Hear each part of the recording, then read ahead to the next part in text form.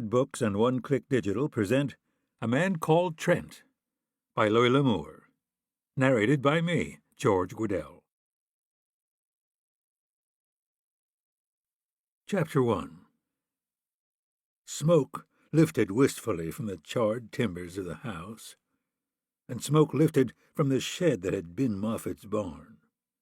The corral bars were down, and the saddle stock run off, and where Dick Moffat's homestead had been in the morning, there was now only desolation, emptiness, and death. Dick Moffat himself lay sprawled on the ground. The dust was scratched deeply where his fingers had dug in the agony of death. Even from where he sat on the long-legged buckskin, the man known as Trent could see he had been shot 6 times. 3 of those bullets had gone in from the front. The other 3 had been fired directly into his back by a man who stood over him. And Dick Moffat wore no gun. The little green valley was still in the late afternoon sun. It was warm, and there was still a faint heat emanating from the charred timber of the house. The man who called himself Trent rode his horse around the house. 4 or 5 men had come here, one of them riding a horse with a split right rear hoof. They had shot Moffat down and then burned his layout. What about the kids? What about Sally Crane, who was 16, and young Jack Moffat, who was 14? Whatever had happened, there was no evidence of them here. He hesitated, looking down the trail. Had they been taken away by the killers? Sally, perhaps, but not Jack. If the killers had found the 2, Jack would have been dead. Thoughtfully, Trent turned away.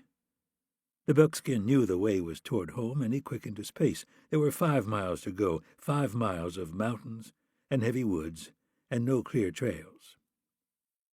This could be it. Always he had been sure it would come, even when happiest. The knowledge that sooner or later he must sling his gun belts on his hips had been ever present in the back of his mind. Sooner or later there would be trouble, and he had seen it coming here along the rimrock. Slightly more than a year ago he had built his cabin and squatted in the lush green valley among the peaks.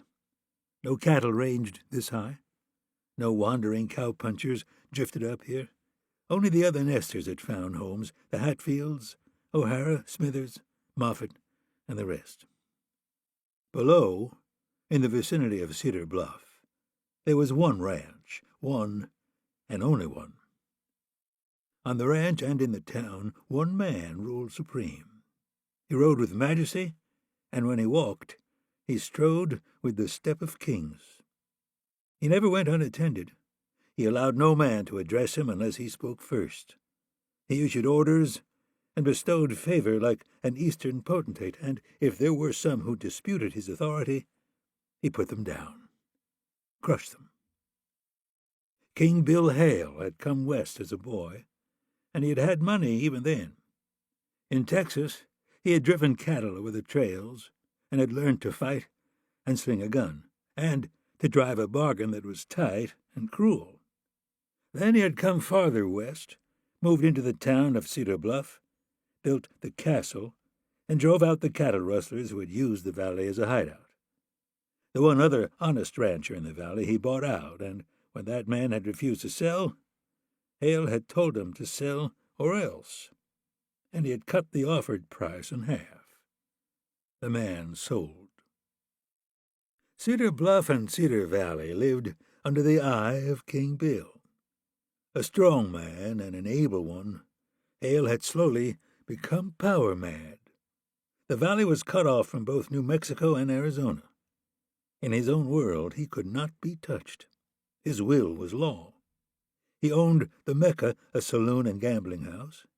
He owned the stage station, the stage line itself, and the freight company that hauled supplies in and produce out. He owned the Cedar Hotel, the town's one decent rooming house. He owned 60,000 acres of good grazing land and controlled 100,000 more.